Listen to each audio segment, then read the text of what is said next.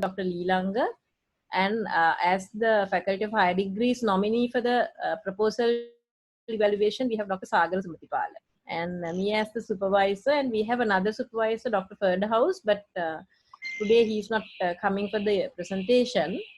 So he's on sabbatical leave and he's not present today for this presentation. So I'm the key supervisor and I'm here. So we are here. Arjun, you can share your screen. So before that, I think we can take these pictures of sharing having all the names as requirement of the FGS.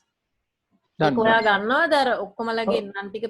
And we need it's better if you can take a picture with your face and then මේ slide එක හොඳයි නේද එතකොට? Yeah, දැනට නම් ගත්ත එකක්. Right. So and we need your first your presentation first slide එක දාලා ඒකෙත් එකක් ගන්න, so that's enough. Okay. That has to include your names, all the names to show that the panel is available. That's the requirement. Okay. All right. Hari neda? And please share your screen and then you take a picture of that as well. Yeah, this one.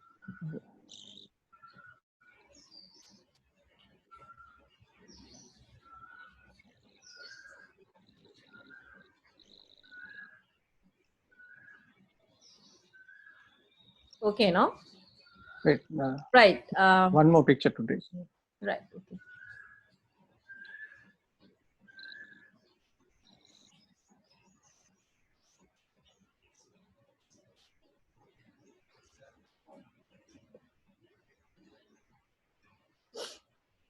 Harida?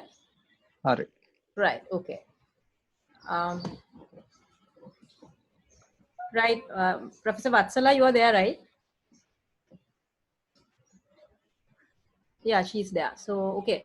We'll keep our mics muted during your presentation, Arjun. So afterwards, we can go to the Q&A and we are switch on the mics and then we'll speak. Okay. So, right. Okay, over to you, Arjun. Thank you. All right. Thank you very much.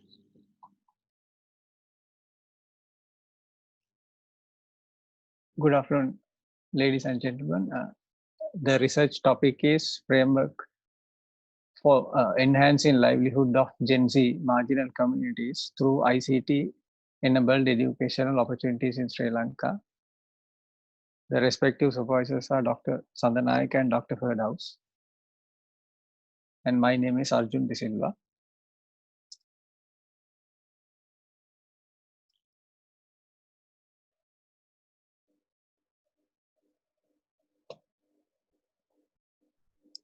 The roadmap of the presentation, the background of the study, expectancy versus actuality, related knowledge, philosophical arguments, methodology, solution metaphor.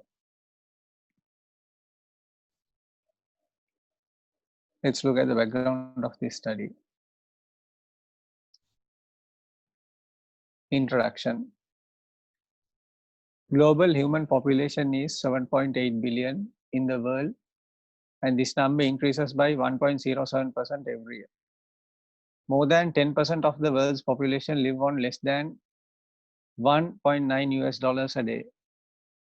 The poor people and communities will be marginalized in the market economy, and that is driven by the price mechanism.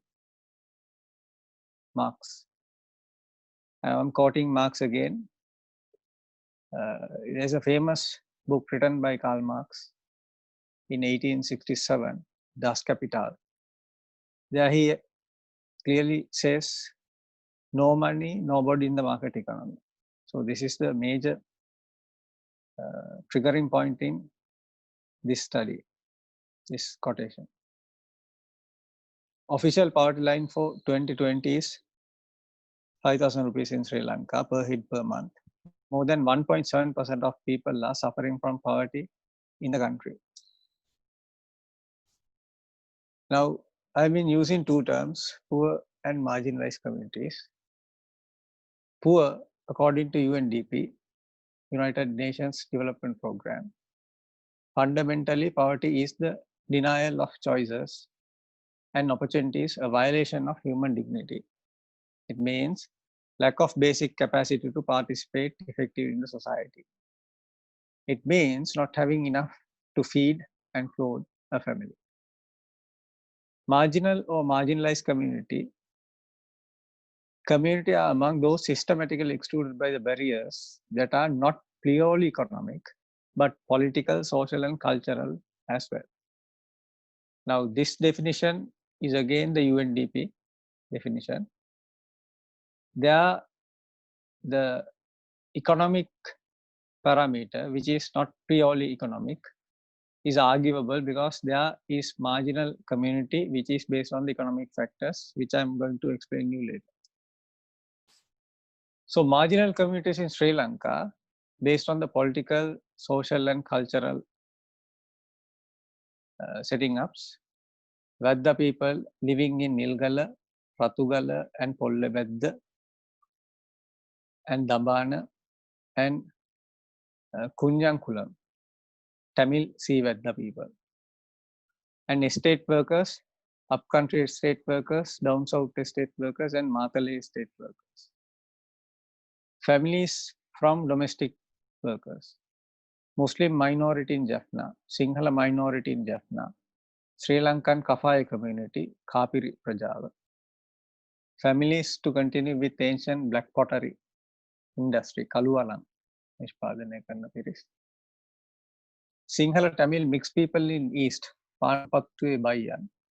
Now this Baya term is used in a different manner in current context, but the real meaning of Bai people are those who fled after 1818 rebel against the British Army from Vellasa, Uva Vellasa region. They went to, half of them went to the jungle and half of them went to East. And they are mixed up with Tamil communities in East. Now they are the ones who call the Bayan. Sri Lankan refugees who returned from India after war, traditional sesame farmers and sesame seed oil extractors, Sri Lankan Telugu gypsies, Nat Tamis, handloom workers, rubber tapping laborers, female employees in free trade zones, traditional drum makers, laksha makers, tsunami affected families, street children, retired mine artists and stuntmen in the movie industry, street performers, Sri Lankan traditional mask makers, temple painters, traditional brassware makers, traditional poverty artists, rehabilitated drug addicts and prostitutes, HIV infected people, slum dwellers, tenant farmers in Mahavali regions, milk farmers across the country, and rice on Chena cultivators. Those people are the marginalized communities based on the political, social, cultural facts in Sri Lanka. Having said that, you can move to the economic marginalization. Economic marginalization is a social standing or a class of an individual or group. It is often measured as a combination of education, income, and occupation.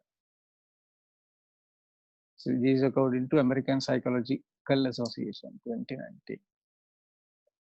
Poor versus economic marginal communities. Poor, people below the poverty line based on two criteria, income and occupation. Economic marginal communities, education, income and occupation according to APA. Marginalization can be based on purely economic reasons, which is again arguable and debatable. The relationship of economic marginalization to poor. All the poor are not marginalized. All the marginalized are not poor. All the economic marginalized communities are poor. When you look at this picture, you can see that economic marginalization is a subset of the set poor. There can be different types of marginalization based on your ethnic group, race, gender, caste, health condition, everything like that, sexual orientation. But economic marginalization is different because it's within the poor set. These are the features of economic marginalization: no income or low income, no occupation or low occupation, and importantly, no education or low education. And also living in a natural setting as individuals or social groups, as in social groups. Living in natural setting, they are living in a very in a setting which is connected to the nature, exposed to the nature. So these are the visual evidence to claim. You can see now here, they are exposed to the natural world. These are economic marginal people.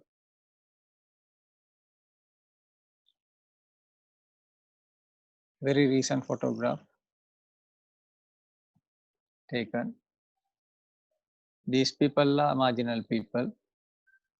Marginal people. They are exposed to the natural setting always. So let's look at the census and statistics here. Population and subpopulation.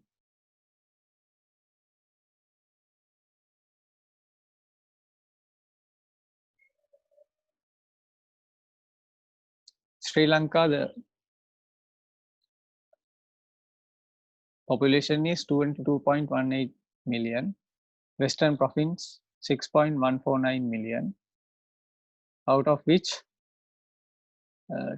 2.448 from Colombo district and 56,304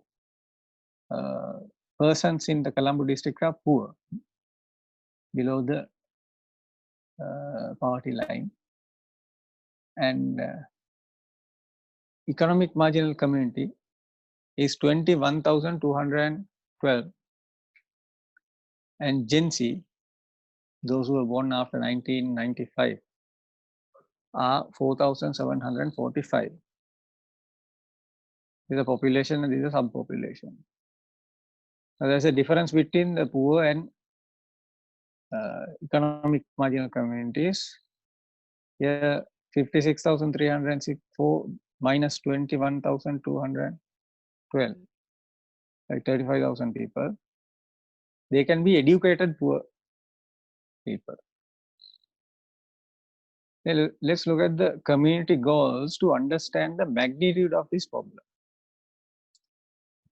Now, these are the community goals prescribed by the UN in Millennium Sustainability Goals back in 2000 and frequently kept updating. This was the expectation: no poverty, zero hunger, good health and well-being, quality education, gender equality, clean water and sanitation, affordable and clean energy. Let's isolate this economic marginal communities in Sri Lanka. And when you observe their lives, you can see against this objective, extreme poverty, suffering from hunger, poor health and suffering, no education or low education, gender inequality, dirty water and infection, unaffordable and unclean energy. Now they are suffering from all of these or some of these. And these are qualitative factors.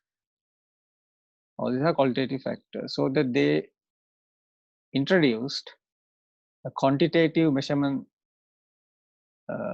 scheme on some of the statistical parameters, which is called the HDI, Human Development Index.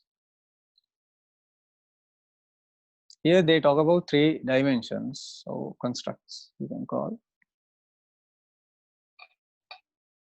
a decent standard of living, knowledge, long and healthy life.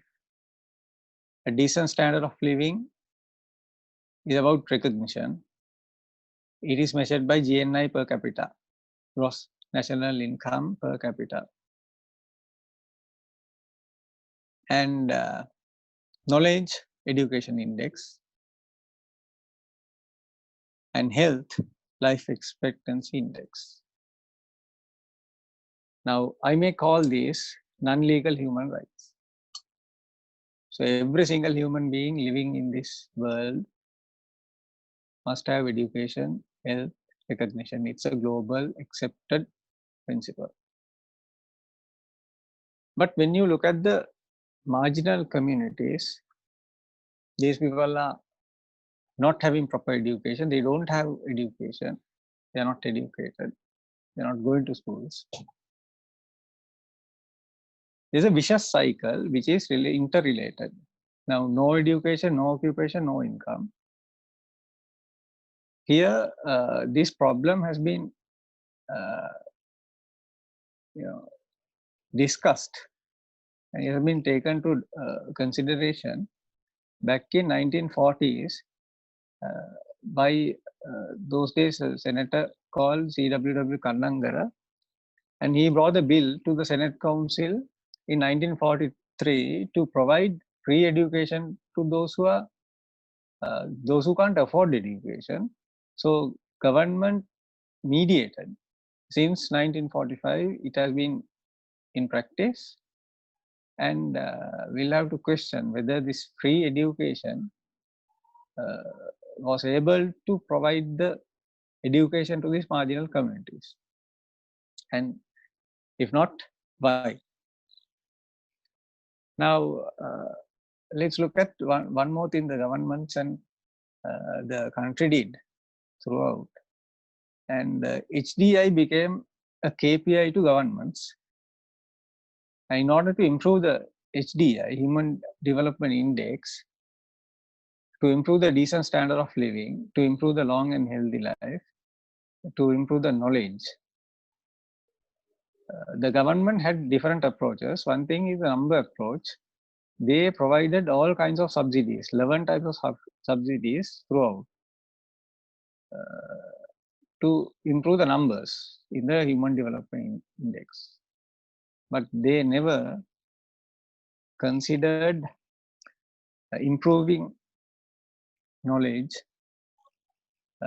and also giving adequate attention to improve the education system in Sri Lanka. It's a failure. So the question is, failure where?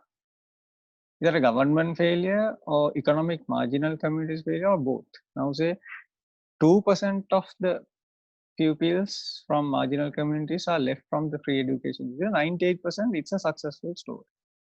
Is that a government problem or EMC problem, economic marginal community problem, or a problem of both of these categories? So that you'll have to go and find it. So there can be so many possible realities behind this story. It can be political problems, policy problems, different priorities, self-marginalization, self-isolation, learned helplessness, or any other problem. These any other problems can be identified in realities. The first reality is material or visible realities. Then ideal or invisible realities. The two types of realities can cause the problem. The purpose of this study is to understand, to explore the multiple realities of the social network of economic marginal communities in Colombo district and suggest a proper mechanism to uplift the livelihood of Gen Z of EMZ community with technology enhanced learning. So the first half of this purpose is related to sociological research paradigm, whereas the rest half is totally based on the technology paradigm. The problem running in my mind, the problem I have in my mind is, why did the economic marginal communities drop out from the free education system in Sri Lanka, even after they were looked after by the government. Providing all the subsidies, they were looked after by the government, yet the 2% of the people are not having proper education. Can we improve their education using technology? Two simple questions. So these two simple questions were structured into 5 research questions. Number 1, what is the existing situation of the livelihood of economic marginal communities in their contribution to economy? How are the social networks supporting and constraining enhanced knowledge of economic marginal communities? What are the personal learning styles of Gen Z communities in economic marginal communities? How do technology enhance learning models that fit into livelihood development of economic marginal communities? How to develop a suitable and viable technology enhanced learning framework to improve the knowledge of Gen Z communities of economic marginal communities. Research objectives: assess the existing situation of livelihood of Gen Z economic marginal communities and their contribution to economy. Analyze the social networks and relations supporting the constraining enhanced knowledge of economic marginal communities. Explore the representative learning style systems of Gen Z of economic marginal communities. Explore technology enhanced learning models that fit into development of economic marginal communities. And develops a suitable and viable technology enhanced learning framework to improve the knowledge of Gen Z communities of economic marginal communities. Related knowledge: the sources are secondary data sources from data repositories like Census and Statistics, UNDP, and Central Bank of Sri Lanka. And the other literature survey, I used the 5 major services, research services, the Scopus, CABS, and Clarivate Analytics, which is the science citation index, social science citation index, all Q1, Q2 literature to understand the concepts and the philosophies. And literature review, there are many constructs here. The first is the human development. Under that, you have human development measurement, human development indicators, knowledge and education, actor network theory, ontological politics and inequality problem, technology enhanced learning. Under that, you have adult learning theories, andragogy, cognitive theory, constructivist learning theory, available technologies, and particular issues in educational practice. Now, from the literature, the definitions are as mentioned here: human development, the process of enlarging people's choice, said choices allowing them to lead a long, healthy life, to be educated, to enjoy decent standard of living, as well as political freedom and other guaranteed human rights, UNDP. Human development measurements, that is also extracted from the UNDP. Human development indicators, education, health, standard of living, which I mentioned earlier. And importantly, these definitions: Gen Z, the population cohort, those born between 1995 and 2005, early adult transition, age 22 to 28, the subpopulation of my study is an ideal period for studying the concept of life structure. This is by Levinson, 1996, in his famous book, The Stages of the Seasons of Life. Entering the adult world, 22 to 28. I'm sorry, early adult transition is like 17 to 22.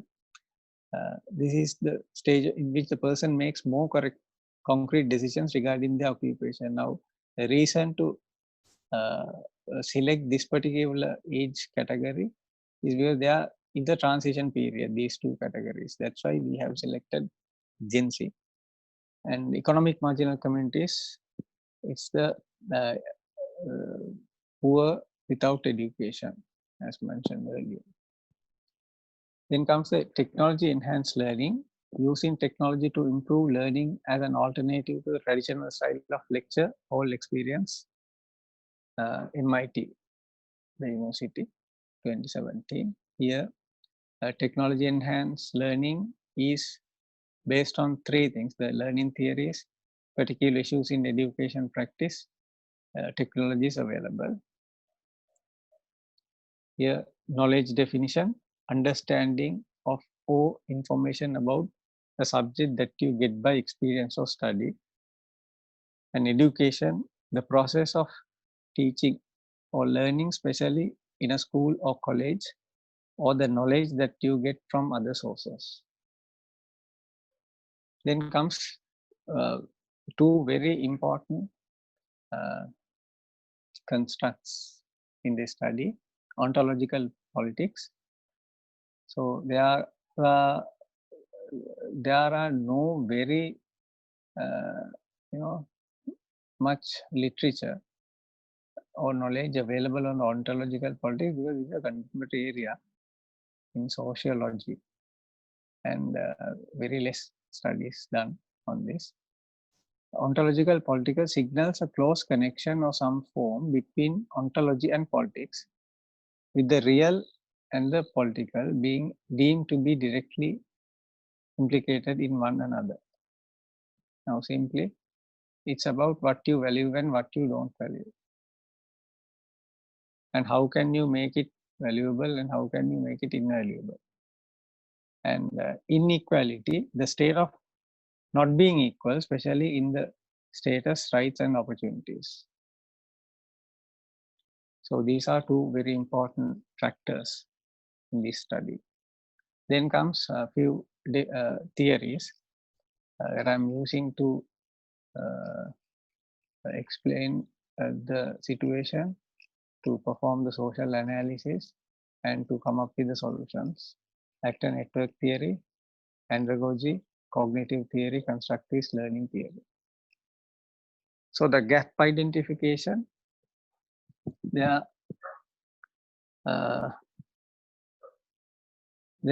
identified 6 gaps based on Colquitt, Jacobs, Miles, and Robinson gap identification mechanism. The evidence gap is based on bad conclusions and contradictory findings. Here, Sri Lankan education system and its problems had been studied previously. Findings are contradictory, no more valid to date, not used in policy setting, and problem keeps deteriorating. Government subsidizing don't improve the HDI, that is also a practical problem. Poverty keeps transferring from one generation to the other generation, next generation. Evidence gap. Contradictory in findings in different contexts. Now, how learning pedagogies work, how learning theories work, and how educational technologies work in different contexts provide two contradictory results. So that's the evidence gap. Then comes the knowledge gap. Expected research findings do not exist. Expected knowledge not created, or some knowledge are not available. Knowledge, sources of knowledge are not, knowledge is not available. The first one, expected research findings do not exist. It's a lengthy sentence, therefore I'll shorten this. Technology enhanced learning and the education of marginal communities has not been explored in Sri Lanka earlier. Prior research did not address the subject of assessing in existing situation of livelihood of economic marginal communities and their contribution to economy has not been done here. Factors affecting economic marginalization is also not available in the existing literature. related to Sri Lankan context. Then the invisible realities of inequality had never been studied in education literature in the world. That is a global gap. Then comes deconstruction of economic marginal communities to identify the ontological politics, what is valuable and what is not valuable, underline. This is not happened in Sri Lanka. And finally, case with education and ontological politics, combinedly, it's not done in Sri Lanka. And even across the globe, economic marginal communities, education and ontological politics never had been looked for. Here, some more places. Knowledge across the globe is on surface level, only census and statistics, and need more in-depth insights such as their talents, their intention to live a better life. This is about the economic marginal communities. The knowledge is limited to census and statistics. And moreover, desired research findings are not available in empirical research such as social class of economic marginal people, standard of living.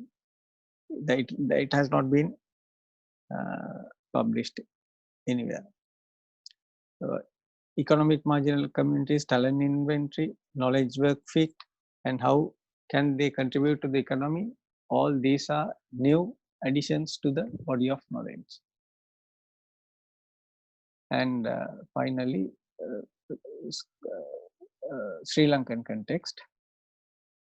2% of the people do not school in Sri Lanka. 18% of the people drop out before grade 5. I was quite surprised to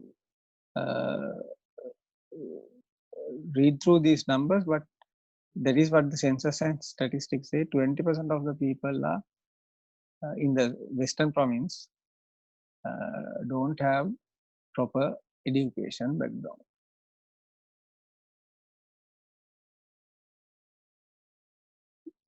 Knowledge gap related to objective 2. None of the studies performed identify economic marginal community related people, material, technology, practice, elements, structures, institute, politics, and realities. Now, this is the particles of actors and networks. So, in other words, like actor network theory has not been used in Sri Lankan context, especially in the subpopulation of economic marginal community. Research on particular issues of education and practice, 5, related to multiple realities have not been done before in any part of the world. That is also a knowledge gap. Coming to the population gap. My population is economic marginal community, and there is a subpopulation as well, the Gen Z. Population is not adequately represented in research. Subpopulations not adequately represented in research. So here, two populations. One is the population of economic marginal communities, and filtered population, which is subpopulation, is Gen Z. Here, the population gaps related to the objective 1 of my study. The economic marginal communities world level has been considered in empirical research, and economic marginal communities Gen Z and Gen Z EMC Sri Lanka not considered. Only poor communities are considered. So they have been researching on the poor of the economic marginal communities. Analyze the social networks and relations supporting, here, these are objective 2. Here, social analysis had been done in other populations, other countries and other communities, but social network analysis related to the economic marginal communities in other parts of the world are not available. This is new to Sri Lanka. Objective 3, exploring representative learning style systems. Empirical studies related to representative learning style systems explored in different places and population in other parts of the world. However, this representative learning style system not explored in Gen Z, EMZ, in the world. Now, this is a global gap. They have not used it to understand the economic marginal community Gen Z.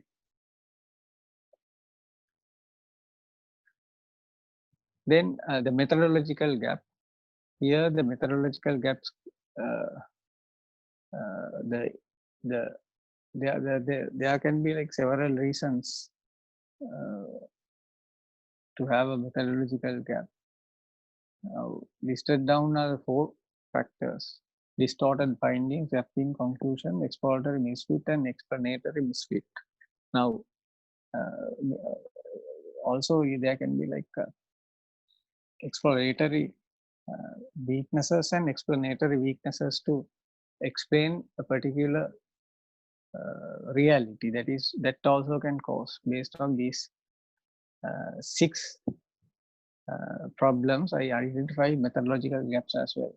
So distorted findings, gaps in conclusion, exploratory misfit, explanatory misfit, exploratory weakness, and explanatory weakness. So this is the iceberg metaphor. Methods lie here. Methodology lies little beneath that. Onto and epistemology here. Existing methodology rests on positivistic paradigm which carries the exploratory weakness in most of related knowledge. Now, say when I went through the literature, especially human development measurements and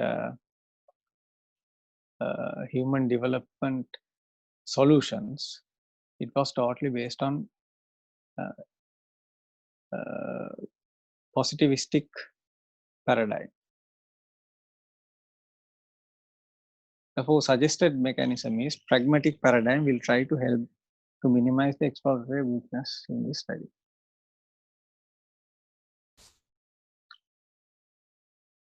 So here, I just want to show you that how positivist paradigm affected the human development measurement scheme assessment here.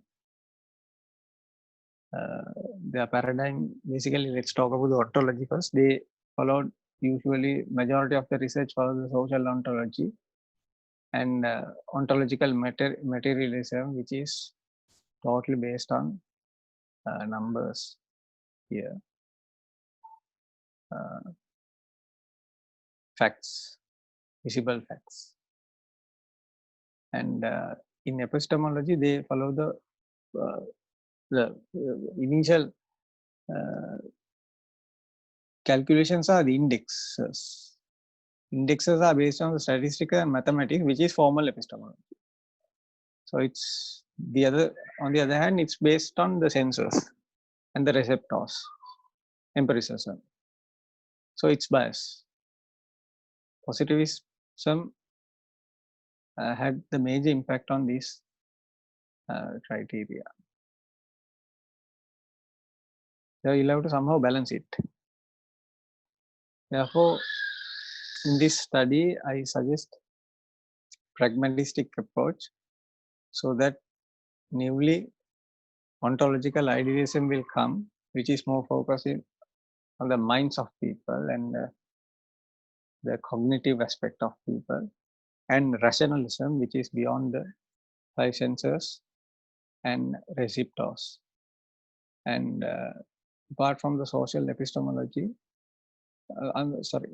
formal epistemology will be resting upon some parts of the social epistemology. Now that I can't do without the theories. So theories, I've been reading through many theories which can support the methodological gap and to perform the social analysis and identify the factors and to give a proper solution to the problem. So the theories I went through are social learning theory, connectivism theory, adult learning theories, Emerson learning theory, behavioral theory, cognitive learning theory, andragogy, and ontological materialism, expectancy value theory, social information processing theory, self-determination theory, social presence theory, cognitive evaluation theory, Stein theory, social learning theory, actor network theory, constructivist learning theory. Out of these theories, all these theories, very carefully, I have selected 4 theories for me to look at the problem from the theoretical lenses and to derive the solutions from the theoretical support and theoretical aspects. Let's look at the cognitive learning theory. Here it has been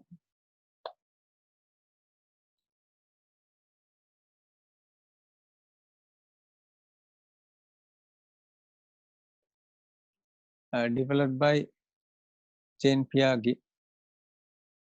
It talks about stimuli. It's basically input, process, and output. The systems theory, which is applicable to the mind of people. So, whatever the stimulus will help you to process, internalize things, and response. So, it says like cognitive learning theory says like you will internalize what you want to internalize. Other ones will filter and just leave outside. Whether it's important to others, you don't take it in.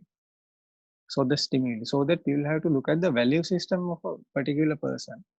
What do they value and what don't they value, which is the ontological politics. So that something very much valuable to an educated person might not be that much valuable to a marginal community person. So what their value system should be carefully analyzed to see the stimulus.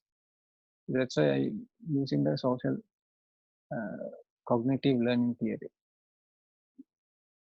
So here it has come to this level. Now it has been used in many places, sociology and psychology.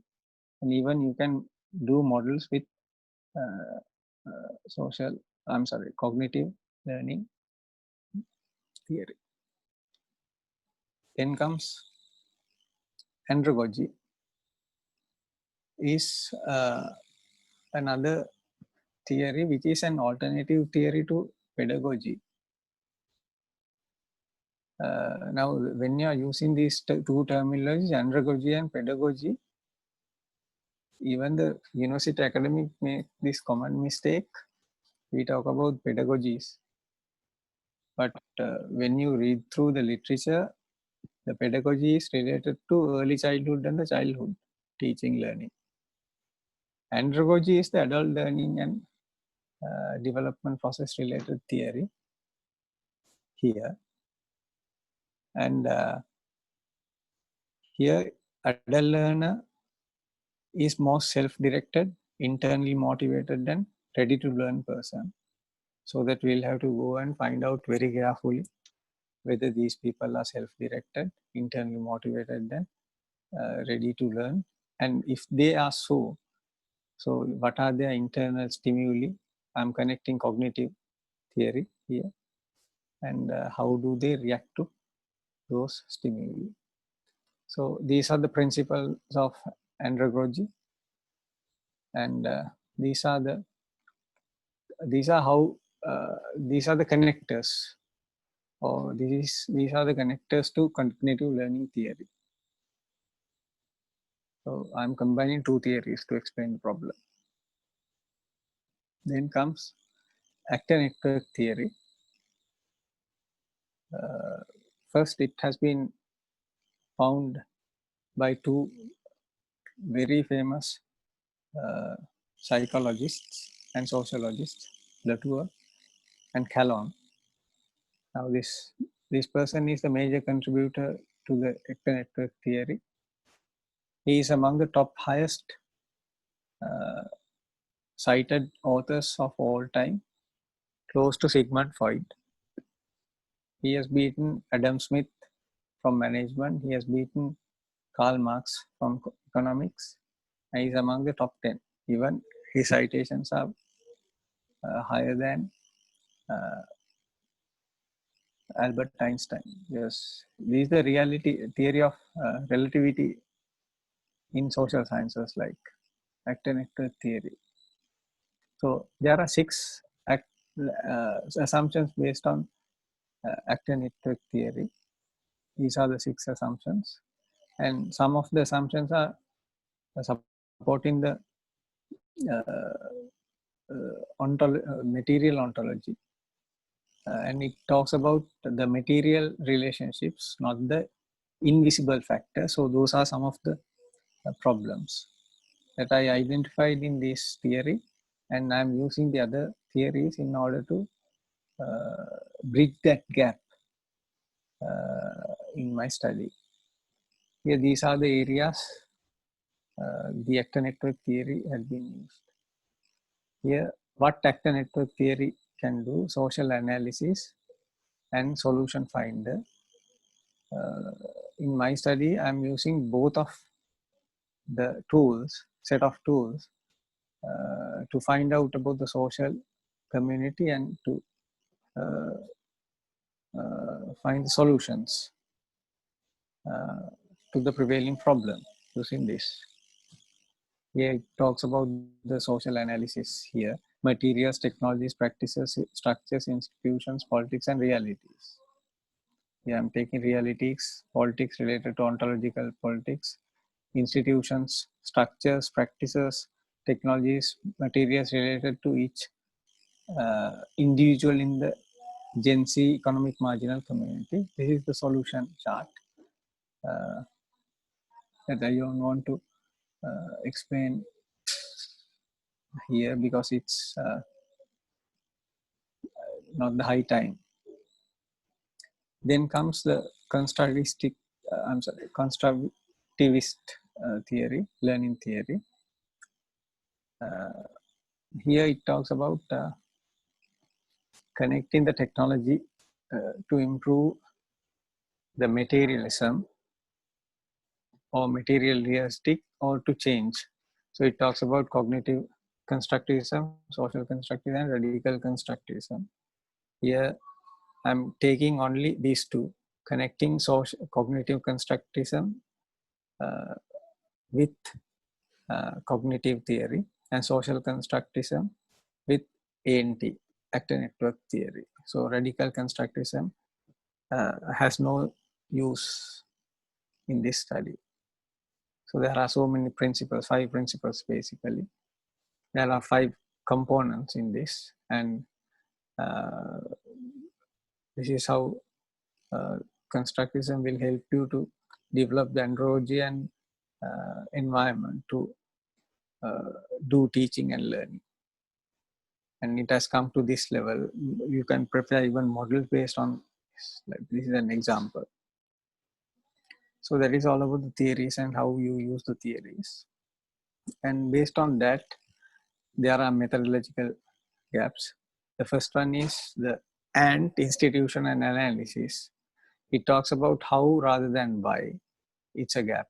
So in this study, I'm going to bridge that gap. I'm using explanatory inquiry using explanatory theories. And here,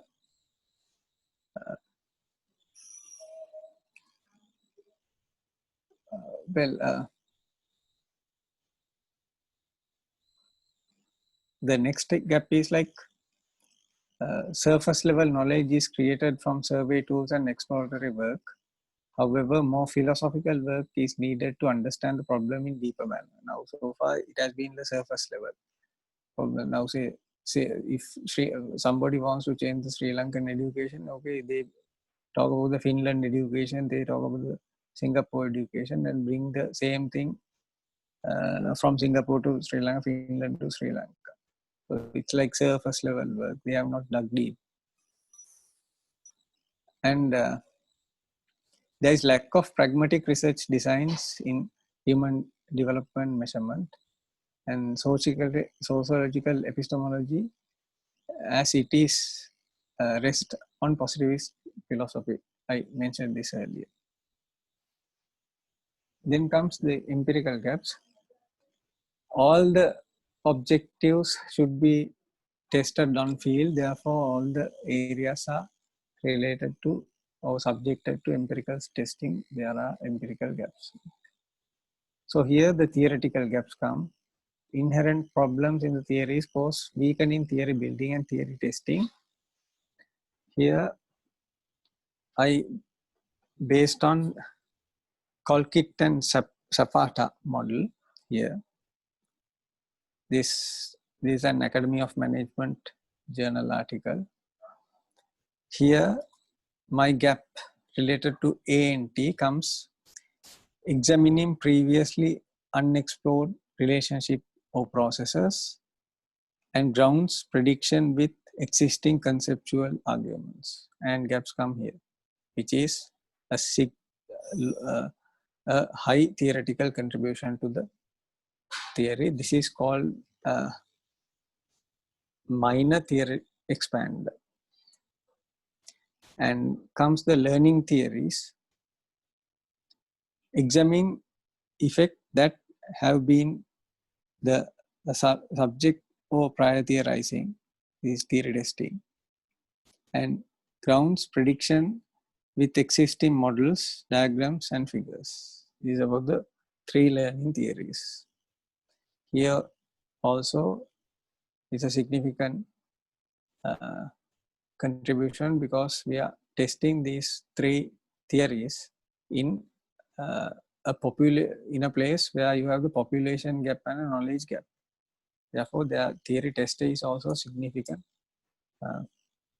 So here, problems of Anton, how you bridge the theoretical gaps using the other 3 theories. So it's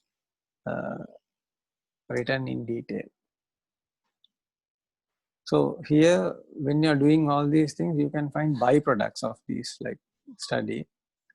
They are the social class not exposed, so there will be a byproduct of social class map. And decent standard of living, it's not map. Explanatory inquiry, that there will be quantitative statements or inquiry will be there as a byproduct, and there will be a talent inventory prepared, what they are good at and what they are not good at, and knowledge work fit assessment and perceived readiness to work. Those are byproducts of this study. And also these are some of the byproducts related to the objective number 3, RLSS, which is representative learning style systems based on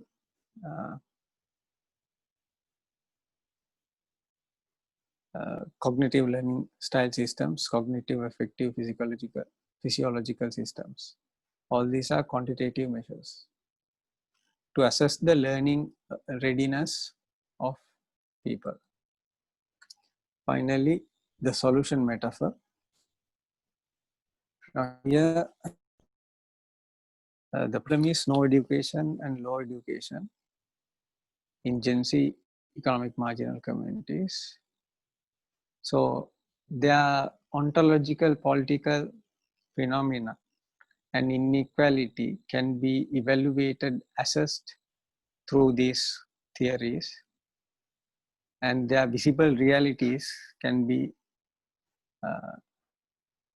identified related to ontological politics and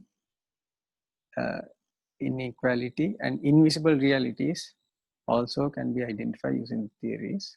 And finally, Gen Z economic marginal community technology enhanced learning mechanism to provide a better education platform or a framework for the government to follow and improve the 20% dropout before year 5, at least to 5% or 6%, 5% or less than 10% in near future. So there are significance, theoretical significance. It addresses inherent A&T gaps, combining andragogy, constructivism, learning cognitivism, and bridging knowledge gaps, testing andragogy, learning constructivism, and cognitism, practice and policy, helps education policy development to minimize the problems, helps technology enhance education to identify the person, pedagogy or andragogy practice fit. The methodology based on Laudan, here the purpose is given. The theories are A&T, CLT, andragogy. A pragmatic mixed case study. Methodology, research paradigm, pragmatic. Ontology, studying nature of multiple reality. It's a discovery. Epistemology, explanatory and exploratory research work. Choice, sequential mixed method, which you start from the qualitative, then comes to qualitative. Research, design and strategy, multiple case studies based on many ethnographic cases. Primary data collection tools can be survey, interview. Some are ready-made surveys used in other contexts. Interviews, focus group discussions, critical observation. Unit of analysis, individuals. Population, economic marginal communities in Colombo district. The number is 21,212. Then you'll have to update this number because this is 2019 stat.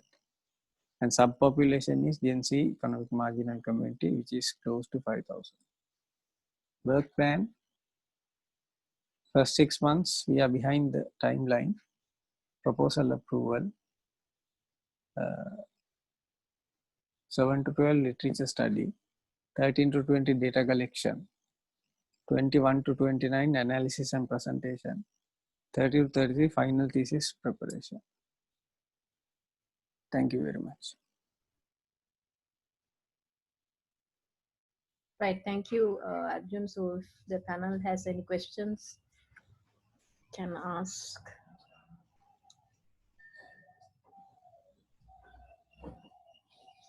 May I stop sharing? Yeah, you can. Yeah, stop sharing the slides. Yeah. If you want, you can open up the slides and show. Okay.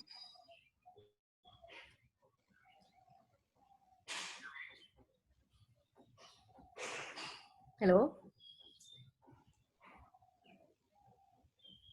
So, Professor Vatsala, Leelanga, and Dr. Sagar, if you have any questions, you can ask now. Yes, may I start? Yeah, okay, right. Okay. This is it's a nice presentation, and also I think that now this particular area is much importance is much higher because you started it in January, but when it comes to June, July, its importance is getting greater. So you can do a good research in this one. But I have one main concern, that is how you derive those economically marginalized communities, that list. Numbers, madam? No. No, she is referring to that list. That's where the community and all that. How you can say for very surely these are the people who are marginalized. Well, that was based on paper articles, and there was a book which is on the marginalized communities in Sri Lanka. These people, because I mean, by today is the first time that I read your whole report and this particular presentation, but I haven't done any research on marginalized communities, to be frank. Right. but I have a feeling that your whole research is based on marginalized communities, and when you say that here my research is on marginalized communities and these are the people, when Yes. you may select a particular sample from your marginalized communities, and later one maybe the examiner says that here there are many other people and your population is smaller and it should be included many other people as well, or if some says, then you are in trouble. So you have to have a very clear idea about what is your population, right? So you need to find get a.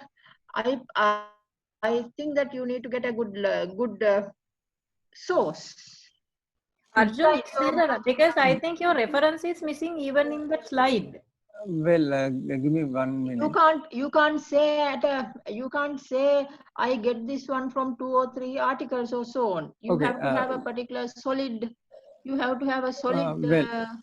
Can I go back? This one, No, this one. This is the marginal community. Yeah, that Okay. slide. Yeah. Now, madam, thank you very much for your comment. It's a very constructive comment.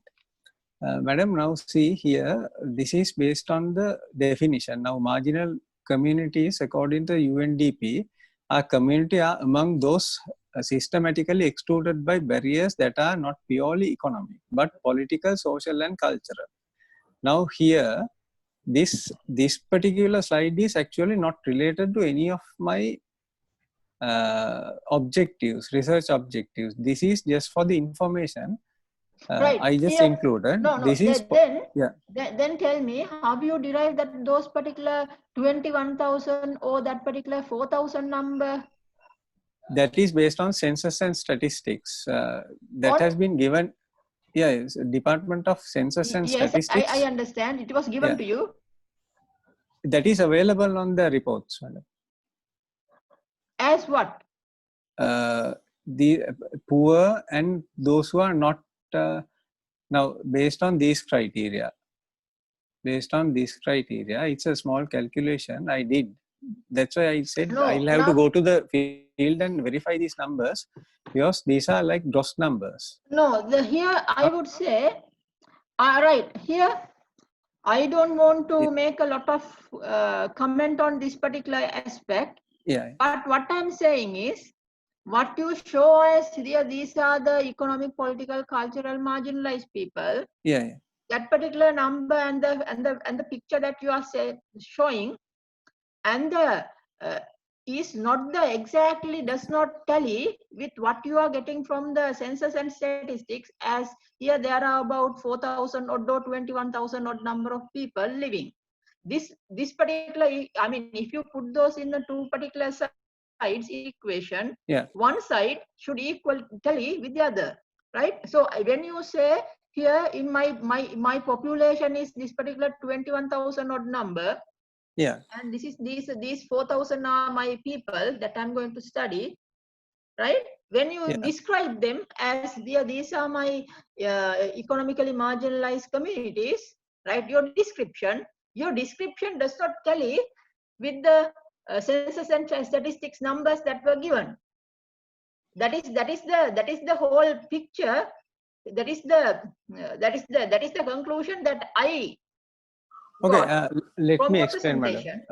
All right, thank you very much. You discuss it. I don't want to talk much on this particular area. But only thing is, when you say here, this is the number 21,000. Then you have to say exactly these are the characteristics of this 21,000, right? Not any other marginalized communities. Okay, now, madam, your study is based on this particular 21,000. Yes. Now let me. Okay, right. Thank you. I'm pretty sure that your slide, that Vedda people and all sort of other people who are in that particular slide, those people are maybe those are there, but those are not the only people in that particular 21,000 that the census and statistics given to you.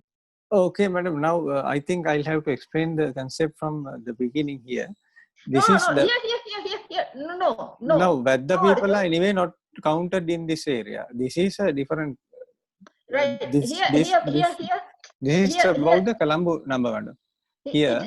Yeah, I understand it. I got it. Here, Arjun. Here, Yeah. I don't want to make a lengthy discussion on this particular whole thing. You just make a point there, write it down somewhere. Yeah. That today in your progress review presentation, there is a concern regarding your Alright. population and the population characteristics. You discuss those with your supervisors. Okay. Right? Right, ma'am. Because Thanks. I'm not your supervisor. I'm just here, sit there for maybe the chairman's role is coming there every 6 months to check your progress. That is no Right. supervisor's role, right? Okay, ma'am. Right. Thanks. Okay, I'll consider this, madam, to give proper evidence. Yeah, you have to give proper evidence on that. Yeah, I think what Professor Vatsala says is very valid because the previous slide you have given the it is to get a picture of who are the marginal communities in Sri Lanka, but then No, it's actually not related to my research. It is not related to your research. You are not talking about Vatta community and all that. So your population is only targeted only the Western province. But what Professor Vatsala says is then you have to correctly say these are the features of this 21,000 people. So that part is missing in this presentation. That's what I think said. that part is there. Okay, so then these are the features, like clearly saying no education, low education, no income, no or low occupation. Those are the features of this 21,200. Yes, that if I join in again, when you say I am getting the people from Colombo, you don't find the people in Colombo, you don't find people in Colombo, you don't find particular, most of the people that you are listed here are not in Colombo. I mean, your characteristics, your whole picture. Yeah, this is the picture of my study. That picture is gone with your population. Yeah, I think that has been misled, Arjun, because of that slide. I'll get rid of this slide. It is the whole thing. Yes. I mean, now say when it comes to marginalization, there are economic and political, social, cultural factors. Here in the green color, what I highlighted is political, social, culture, which is not a part of my study. So that I'll have to get rid of this slide, misleading slide. I think not relevant. That's the first thing. I'm talking about the economic factors here. Yeah, and then I have only two questions. That is my first question. The second one. Thanks, man. Second one, what do you mean by here? You are going to study economic marginalized communities' contribution to economy. Yeah. Then when you say that economic marginalized communities, I am again looking into that particular your census. Yeah. Because census and statistics has given you the particular list of these particular people, and you are going to study that particular list, the people in that particular list. And then my question is, why not that census and statistics department not having that their contribution to the economy? Because every year there is a census, no? Yeah. Every 10 years time there is a census. 2021 there should be a census. 2011 there was a census. Every 10 years time there is a census.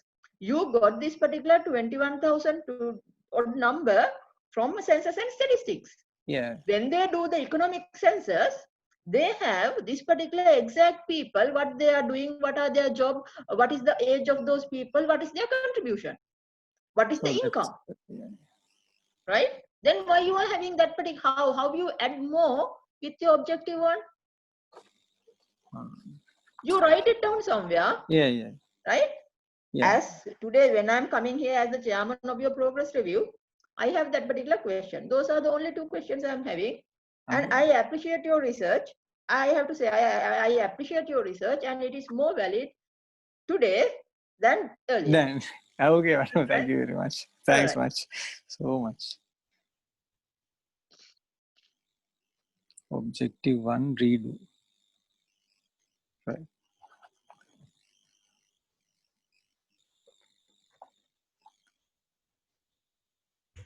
Right. So, Sagara and Dr. Leelang, if you have any questions, so we can ask.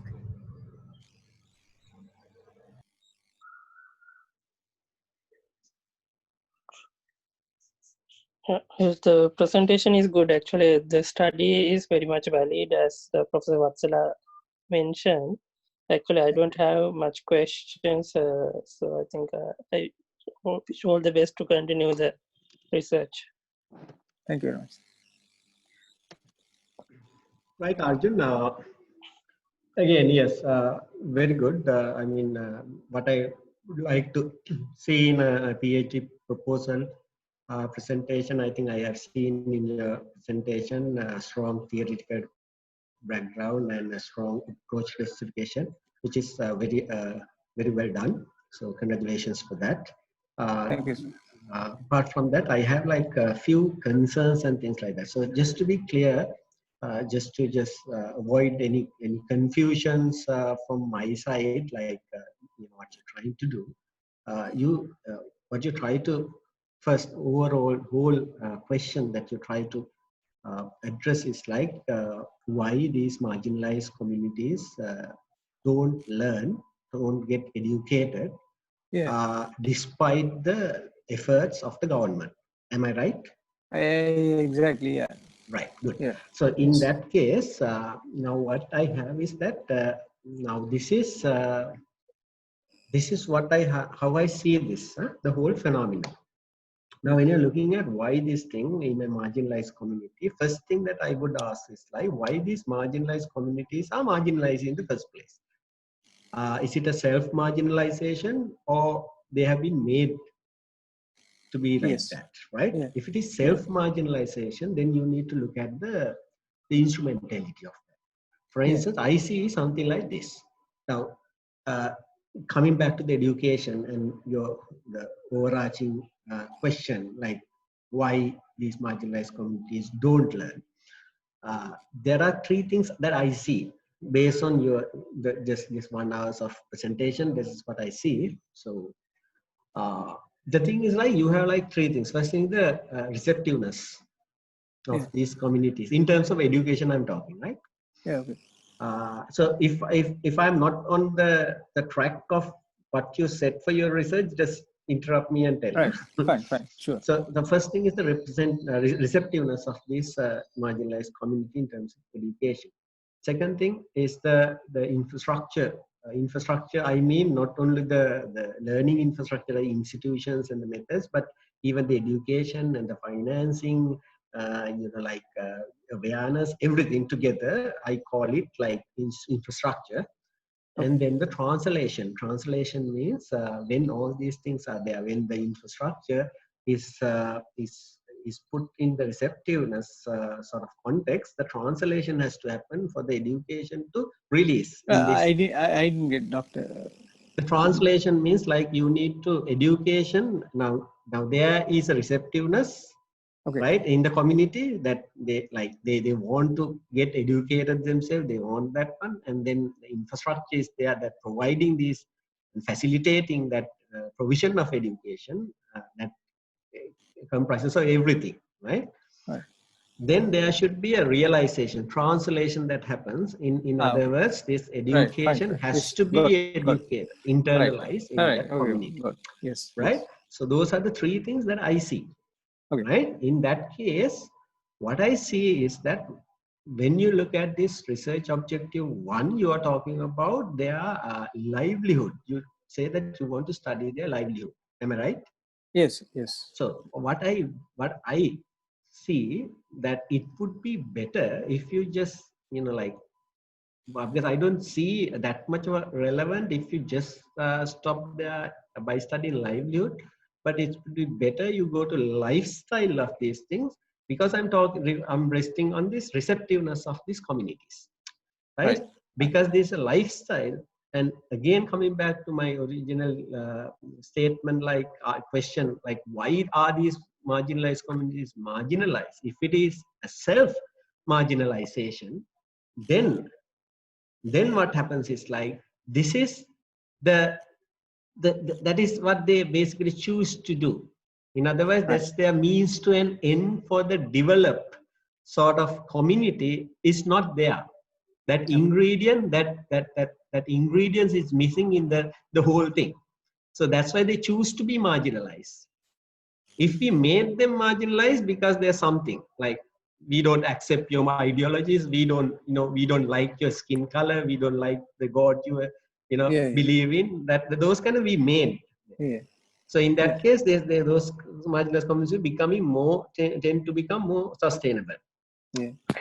But when they choose to become marginalized, despite the bigger environmental sort of support and instrumentality that is there, they choose to become marginalized. So they always, their receptiveness is kind of keep it disabled, so that they can be marginalized all the times. In other words, I don't want to kill I myself. just want to remain marginalized forever. Yeah, exactly. So the thing, I don't want to kill myself to learn, and I don't like the whatever the learned people do. I don't want to kill myself to go and work in a place like 12, 13 hours, and then come and like spend a good life in the evening. Is not what I want. I would rather go and steal somebody's money and live. That's what I like, because I choose to be marginalized. So in this case, lifestyle study would be more appropriate for a research objective and then livelihood. Because if you are saying livelihood, then yes, I understand. That's called lifestyle study, no? Now, what I would say, you better go for lifestyle study than the livelihood, because I know why you choose, and that as a sort of a rationale as well, because you are talking about the economic marginalization. So in that case, yes, that sense making. But I think you might have got my rationale behind what I'm saying. Yes, true. So in that case, what I see is like livelihood is not relevant for the receptiveness of the community. Right. Sure. Thank you very much. So in that case, what I would say is that then you go and try to look at that, right? So okay. Thanks much. Thank you very much. So that's what says the pursued. What I would say is a pursued instrumentality for developed life is what you would be basically looking in that lifestyle. Pursued instrumentality for developed life. So that would basically underpins your self marginalization. If that community is self marginalized community, which I don't know, because it depends on your sample. Yes, thank you very much. Right. So the other thing that the other part of it is that whole technological. Now that you're talking about the education, which is called sort of supported and enabled through technology. So my question is there are two questions. One question: what technology are you exactly talking about? Are you talking about information technology or any other educational technology? Or what do you really mean by this technology? Now it depends on the reality. That depends on the reality and the value system. Now that's why, Doctor, I just wanted to go to the field and see how these people are doing and what they value. Now, ontological politics is like what they value and what they don't value. Now, say you will have to go and do a proper study to see their technology awareness as well. Now, say though excellent, we think excellent. If you do that, that would be, because if I would not be that happy if you just preset your mind and say this is a technology that is going to be utilized. Then that means yes, it's going to create a huge mismatch. Because we can't like. You can too early to think. Yes. Yeah, of course. So, but the thing is like this technology could be anything. So you need anything, in the process. You need to discover what that technology is. That could be supported by information technology or silicon-based technologies, but it is not necessarily to be. It could be any other technology which is relevant to do. My second question is what exactly? Because if you, for instance, let me just tell that as well. If you want to increase the receptiveness of these communities, I'm still based on my my rationale, not what you presented, right? Based on what you presented, what I structure your study. So I still based on that one. So if it is not relevant, please tell. So if you're looking at this receptiveness, for instance, if you want to increase that, or if you want to increase translation, in that case, then your technology, whatever the thing that you need to find in the process of finding what technology would be best instrumental in this doing this thing, then you need to always do this study based on the whatever the descriptors of those areas. In other words, what I would say the descriptor would be like in this community, if you for instance take the translation, what these translation barriers are. And you know, in order for us to remove these barriers and make it more, you know, can be translated sort of thing, then you need to look at a particular descriptor that would be used to evaluate a chosen technology to assess its applicability to this context. Did you follow what I said? Yeah, I got it. Yeah, so something like that. So exactly then what is basically that descriptor, figuring out that descriptor is also very much important, because you're harping on one important again, one of my favorite this cognitive PIGS cognitive theory is, it's kind of fantastic, and you're getting there. But one thing that I've seen is, like you mentioned, that you're using focus groups, and that's okay. But in that case, you need to basically look at that sometimes individual maybe like individual motives or individual I would say the states may be overridden by some of the social you know, like social forces. And in that case, how strong this social force is, you know, around you is going to not letting these minds to thrive would be sometimes the case. That I don't know, right? You have to find it out, because if that is the case, that individual might escape from these marginalized communities. That would be one of the things. So if you still find that that mind in that marginalized community, that means that still that mind is harping and, you know, drawing some, it's kind of receiving some I would say nutrition from the community that they are living in, right? So because when you're you know, bringing the cognitive theories in an individual psychological space to a social context, social interactive contexts, you have to be very careful. Careful about sometimes things would mislead. Yes, exactly. So that when you are structuring your studies, since this is a proposal thing, I'm just, you know, like giving you a kind of a suggestion like thing. When you're structuring your study, just make sure that the cognitive space is structured and studied separately, and the social space separately. And then you have to, as the researcher, you see how they are kind of associated to each other. Because if you put them all together, such as if you try to check the cognitive space and social space in a focus group interview, then you're contaminating the cognitive space. Is it like you're like diluting? Exactly. It's more than diluting, you're basically contaminating. Ruining. Yes. Yeah. You do because that won't come out. So then your whatever the data that you collect would not suggest the actual thing.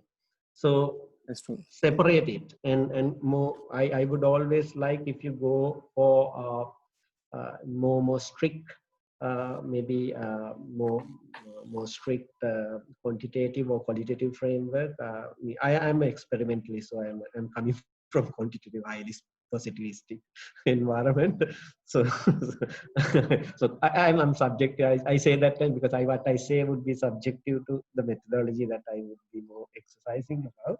Right. So then qualitative is not my, you know, like pet area, but I know the value and I always love it, and I see that tremendous contribution it might bring in. But when it comes to cognitive thing, I prefer, that's my personal thing, so don't take it as an advice all the time. But see, that I would like to get into a more quantitative way to measure these cognitive states and go to qualitative when it comes to social interactive space. That's what I would do, and I would see. That's very true, Doctor, because I've embedded qualitative. That's why I just followed the sequential mixed method. The first half of the study should be quantitative. I'm sorry, Macaulay. and next half is quanti. Like I'm confirming the claims with the sensors and statistics collected. Next half, then again verifying the same thing in the third level. So that's the thing. But again, I think I may have to look once you basically finalize your instruments and things like that. If I see those things, I will be able to comment little because at the moment the information that I have not enough for me to give a advice or comment about it. But what I'm saying is like be careful and be very cautious about how to structure the the studies of the cognitive space and the studies of social space. That's what I want to say. Don't mix it up and don't just treat them on one go, because if you do that, contamination is something that you cannot avoid. It's always be there. So then whatever the thing is more prominent is going to be, or predominant is going to overrule and overshadow the rest of the things. So it's like, but in Sri Lankan contexts, because it's a collective culture, more likely what happens is like the social drives are going to contaminate the cognitive spaces.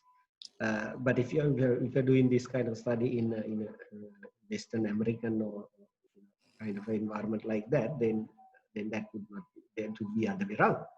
But just be careful. Just be careful. Okay. Don't put them in one go, or just don't put them together. Always. One basket. Yes. Yeah. You just separate into multiple studies and carefully plan and conduct them separately. Right? Don't go in one go. Right? So that those are my advice. Again, it's very. I like your study more than what you study. I like at this stage how you approach the study. So again, what you study is very important, obviously, but I think that comment came from everyone else. But yeah, I like the way you have approached it. And that's very well. Right. Thank you very much. Thanks much. Okay, that's from me, Tanuja.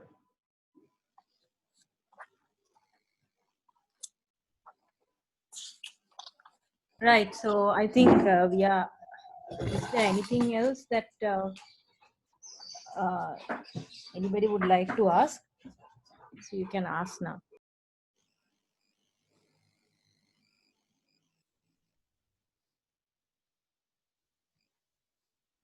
So if not, we can, I hope, Arjun, just to confirm that you have taken the pictures, right? Because I need to send them to the FGS.